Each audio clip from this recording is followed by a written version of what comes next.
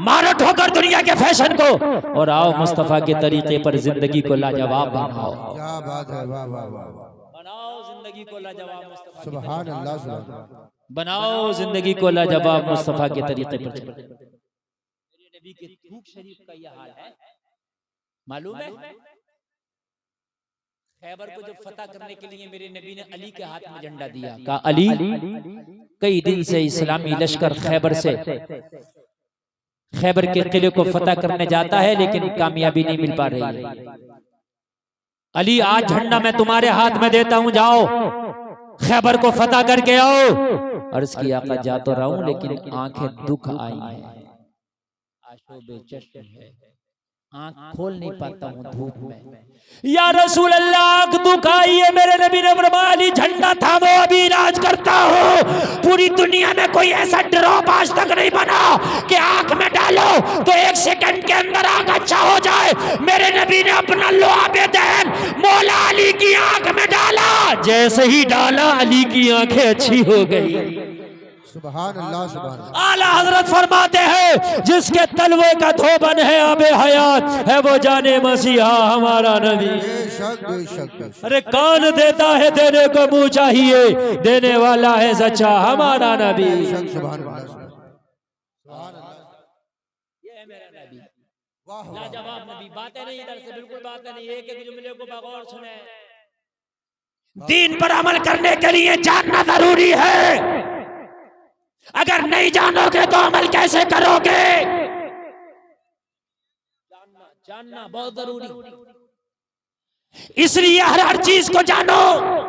उलमा की कमी नहीं है, उलमा आज इतने हैं फोन पर राब्ता करके मालूम कर सकते हो, मस्जिद में जाके इमाम से मालूम कर सकते हो, उसके घर पे जाके मालूम कर सकते हो। उलमा की कसरत है, क़यामत में ये कह के नहीं बच सकते या अल्लाह हम नहीं जानते थे तो इसलिए हमने ये गुनाह कर लिया, हमें छोड़ दे। नहीं, अगर अल्लाह की बारगाह में ये कहोगे तो ये बात नहीं चलेगी, इसलिए कि अल्लाह ने दुनिया में कुरान भी भेजा है, कुरान को समझाने वाले पढ़ाने वाले भी भेजे हैं। तो ये तुम्हारी जिम्मेदारी थी कि इल्म दीन को तुम हासिल करते और इल्म दीन को हासिल करने के बाद में फिर उस पर अमल करते। जलसा में आने वालों जरा कान खोल खोल करके सुनना, आज जो मैं आपको बताना चाहता हूँ ये तुम्हारी जिम्मेदारी है कि मसला मालूम करो। अगर कोई आलिम तुम्हें बता दे तो सुभान अल्लाह, और अगर कोई आलिम तुम्हें ना बताए तो जिम्मेदारी तुम्हारी है कि मसला मालूम करो और मालूम करने के बाद उस पर अमल करो। हमारे यहाँ तो अगर इमाम से अरे मौलाना से आलिम से मसला भी मालूम करेगा तो वो मालूम करेगा कि जिस मसले के बारे में न मौलाना को मालूम हो और न मौलाना को इसका कोई फायदा है, ऐसा मसला मालूम करेगा। समझ रहे हैं आप, नहीं समझ रहे हैं? एक आदमी ने मुझे फोन किया, फोन करके पूछा हजरत ये बताओ सबसे पहली अजान कौन सी मस्जिद में हुई? अब बताओ। मैंने कहा ये बता तुझे अजान पढ़ना आती है कि नहीं आती? बोला कटी फटी है। तो मैंने कहा अजान सही कर, इसमें पहमत लगाता है इस कटी फटी में। ये ना पूछा जाएगा कि तू अजान सबसे पहले किसने और कहां पढ़ी, ये पूछा जाएगा पढ़ता कैसी है। हमारे यहाँ तो ऐसा देसी अजान का पढ़ाइया पड़ा, अजान सुनो तो ऐसा लगता है कोई लठ लेके इसके पास खड़ा होकर जबरदस्ती हंसने की नहीं रोने की बात। कारी साहब किबला अजान अच्छे आवाज के मालिकान को पढ़ना चाहिए ताकि गैर भी अगर अजान को सुने तो उनके दिल खिंचे चले।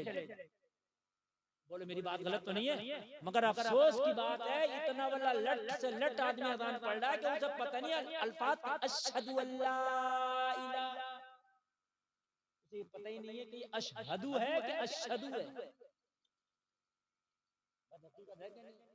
अब इमाम बेचारा कहते इसकी इमामत चली जाएगी, और इमाम कहे कि नंबरदार साहब आप अजान मत पढ़ो या तो सीख लो जरा, और तुम आए हम 20 साल से अजान पढ़ लें, तुम आज 2 दिन से क्या इमामत करने आ गए, अजान में गलती निकाल लो तो बेचारे की खैर नहीं। ज़य्यिनुल कुरान बिअस्वातिकुम, कुरान को अच्छे आवाज से पढ़ो, अच्छे आवाज से मुज़य्यन करो ताकि खैर भी अगर कुरान को सुने दिल पिघल जाए। अरे उमर ने बहन की जबान से कुरान ही तो सुन लिया था, दिल पिघल गया, उमर कलमा पढ़ के माना था। नारे तकबीर, नारे रिसालत, मसलके आला हजरत, सरजमीने परोही, अराकीने कमेटी, हजरत मुफ्ती गुलफाम रजा साहिब रामपुरी। वाह वाह वाह वाह। अच्छी लग रही है बात समझ में आ रही है? बहुत अच्छी, बहुत अच्छी अजान हो, अच्छे मुअज्जिन रखो, चाहे तनख्वाह देना पड़े, समझ रहे हैं आप? गैर भी सुने तो दिल खिंचा चला जाए, और कलमा पढ़ने वाला ईमान वाला सुने तो अजान सुनते ही उसका दिल मस्जिद की तरफ खिंचा चला जाए।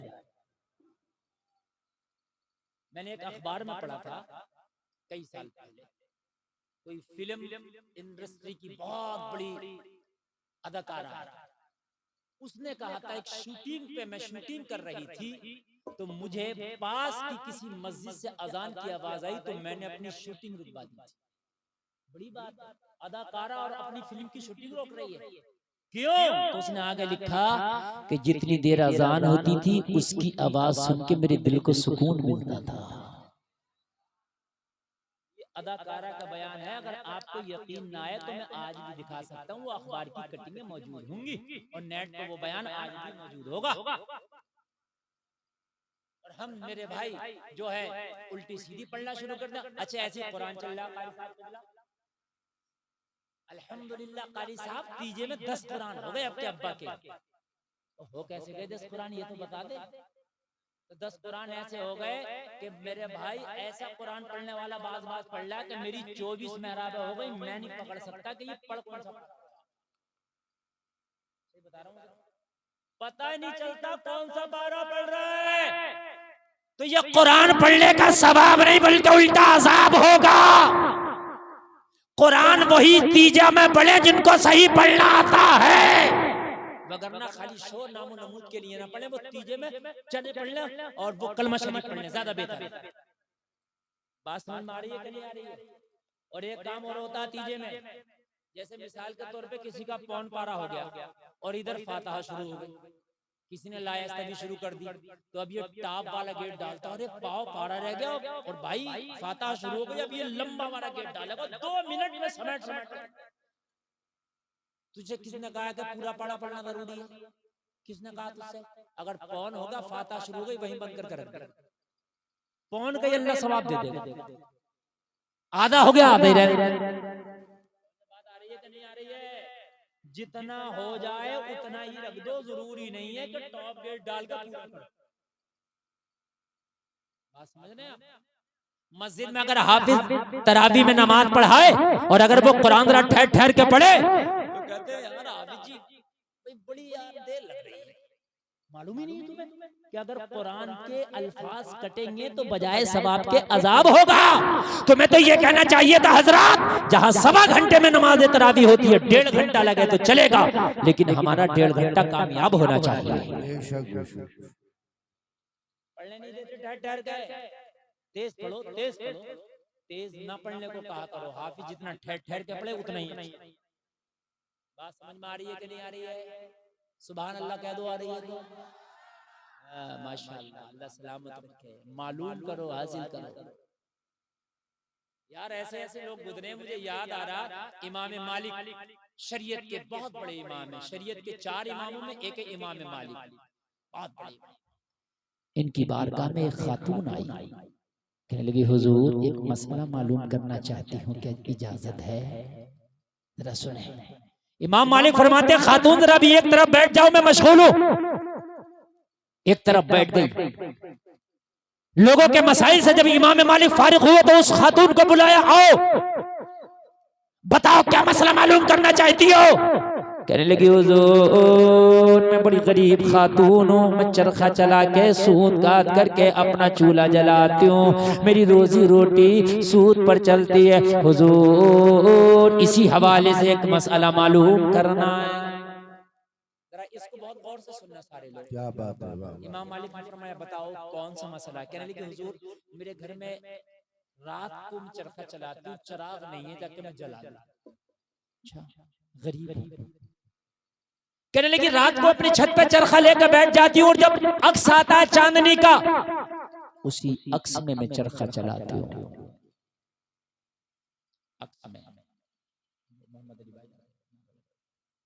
नारे तकबीर, नारे रिसालत, मसलके आला हजरत शायर इस्लाम हजरत काजी मोहम्मद अली साहब फैजी, उलमाए अहले सुन्नत, नारे तकबीर, नारे रिसालत।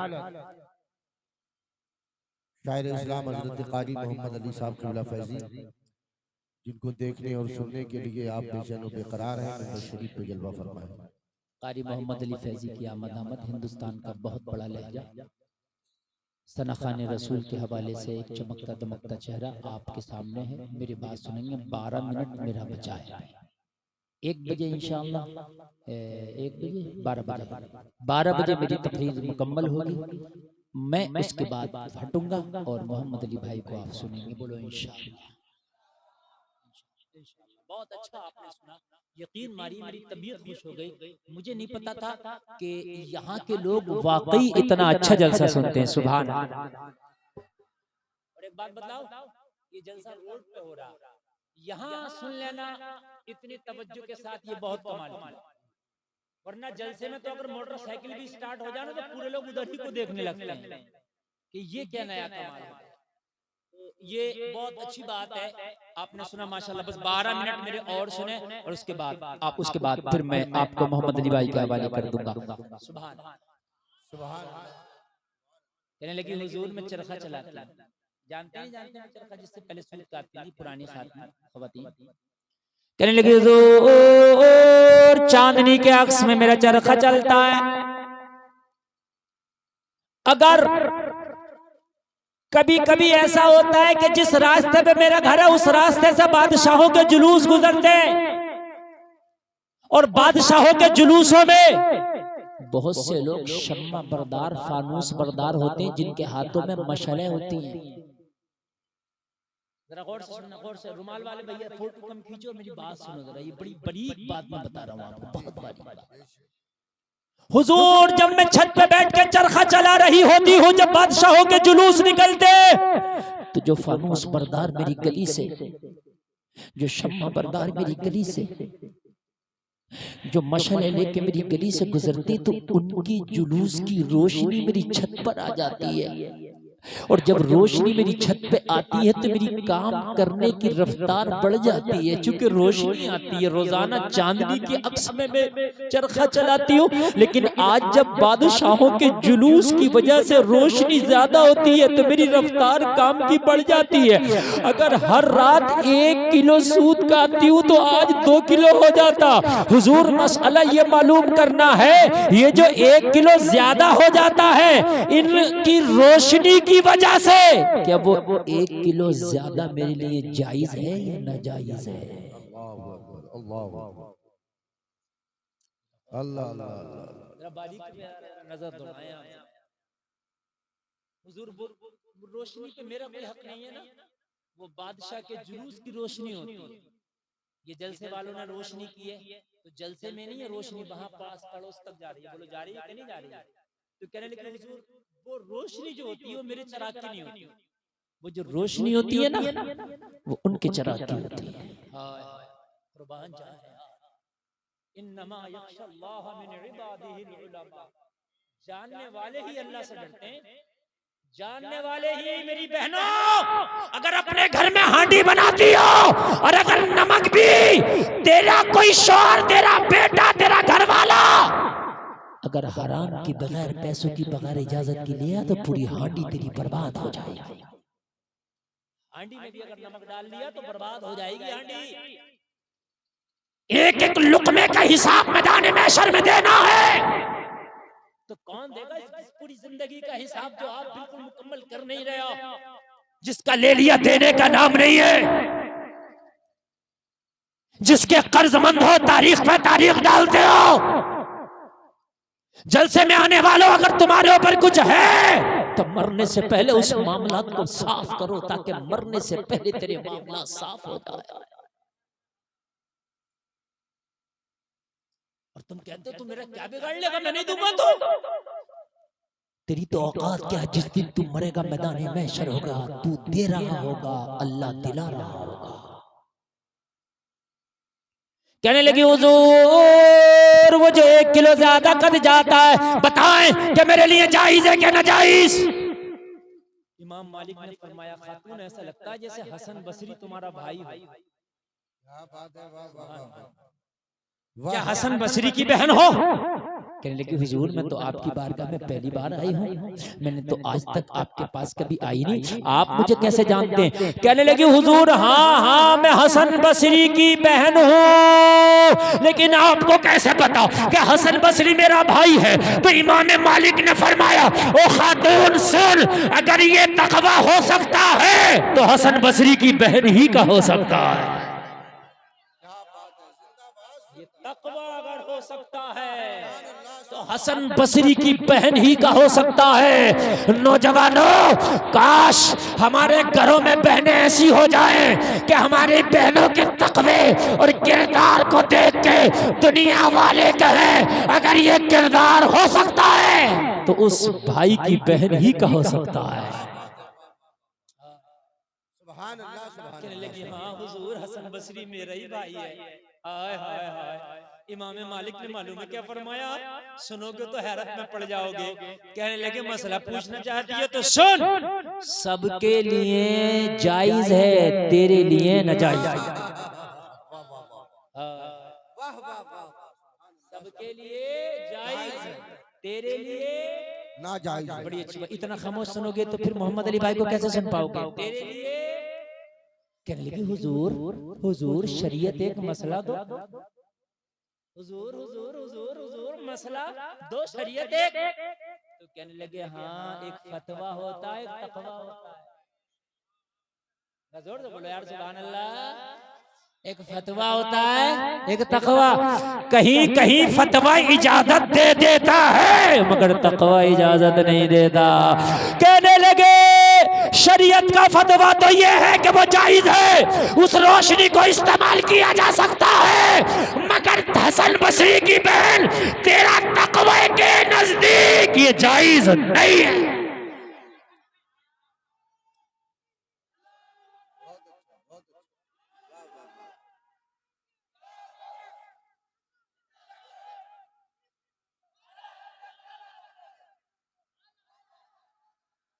सुभान अल्लाह, सुभान अल्लाह, बोलो सुभान अल्लाह। तुम कलमा पढ़ते हो नबी का, तुम शराबे पीते हो, तुम नबी का कलमा पढ़ के तुम झूठ बोलते हो, तुम नबी का कलमा पढ़ के सट्टा खेलते हो, नबी का कलमा पढ़ के लोगों को सताते हो। अरे होगा दुनिया के लिए रवा मगर तेरे लिए नहीं है, इसलिए कि तूने मोहम्मद रसूलुल्लाह का कलमा पढ़ा है। तेरे लिए रवा नहीं है, जलसे में आने वाले तूने मोहम्मद रसूलुल्लाह का कलमा पढ़ा है। दुनिया वाले क्या कहेंगे? हाय एक बात बताऊं मैं आज, और एक बात बता देना सारे लोग सुने। गौसे आदम के अब्बू जी ने जो बहता हुआ सेब खाया था दरिया का, आपने सुना होगा? बाकी एक नहीं सैकड़ों बार सुना होगा। शरीयत की रूह से वो जायज था। लो सुन ले, शरीयत की रूह से क्या था? जोर से बोले, जोर से बोले। जायज था, लेकिन तकवे की रूह से वो जायज नहीं था। फतवे के लिए नहीं गए थे, वो तकवे के लिए गए थे। फतवे के लिए नहीं गए थे, तकवे के लिए। तो आपको भी बगैर इजाजत खाया तो फतवा कैसे जायज हो जाएगा? ना उन्होंने तोड़ के खाया था, ना बाग में से जाके खाया था। जो बाग में से गिरा था दरिया में गिरा, उसे पहले ही पता है जो सिर्फ दरिया में गिरेगा मेरी मिल्कियत से खारिज हो जाएगा। पहले ही पता है जो दरिया में गिरेगा वो मेरी मिल्कियत से खारिज हो जाएगा, क्योंकि बह के चला जाएगा, मुझे मिलना नहीं है। तो उठा के नहीं खाया था, बहता खाया। लेकिन तकवा तकवा होता है। सुभान अल्लाह बोलो। साबिर अलाउद्दीन कलियरी ने 12 साल तक खाना, एक आदमी कह रहा खाया। अरे खाया कि नहीं खाया? अच्छा बताओ, खा लेते तो जायज था कि नाजायज? जायज था। सुने यार, खा लेते तो क्या था? जोर से बोलो। अब क्यों कैसे जायज? सुने, तुम्हारे घर कोई बारात आए, मेहमान आए, तो आप अपने खानदानियों से, अपने दोस्तों से क्या कहते हो? भाई जरा खाने खिलाने में रहना और सही तरीके से मेहमानों को खिलाना, जरा देख रेख अच्छी करना। तो मतलब ये नहीं होता कि खुद एक लुकमा भी नहीं खाना, ही नहीं खिलाना। मतलब ये होता खुद भी खाना और इन्हें भी खिलाना है। या किसी के घर तुम इंतजाम में गए, कसम से बताना बगैर खाए आए हो तो बता दो, अगर आए हो तो 2 बार तो खा लिया होगा, एक सुबह की शिफ्ट में और शाम वाली में, मगर ऐसा नहीं हुआ होगा बगैर खाए। और जायज है वो? जायज नहीं है, इसलिए कि भाई आपको इजाजत दी गई खिलाओ तो उसमें खाने की इजाजत पहले, अरे बोले खाने की इजाजत पहले। लेकिन ये है शरीयत का फतवा। अलाउद्दीन से कहा था जाओ लंगर लुटाओ, उसमें खाने की भी इजाजत थी, मगर खाया क्यों नहीं? तकवा कह रहा था अलाउद्दीन, जाहिरी तौर पे मामा ने इजाजत नहीं दी है, इसलिए सिर्फ खिलाना है, खाना नहीं है।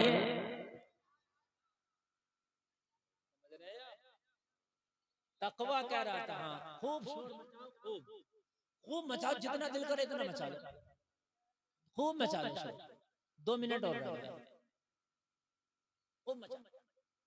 कम्बल आया तो ऐसे शोर मचा रहे हैं, ऐसे शोर मचा रहे हैं जैसे कि मतलब कोई सऊदी अरब से आ गया। जी मसला आया, मिनट लिमिटेड आपको टाइम दिया है, और खुदा की कसम खा के कह रहा हूं, मैं वो तकरीर कर रहा हूं कि अगर इस पर अमल कर लो तो वली बन जाओ।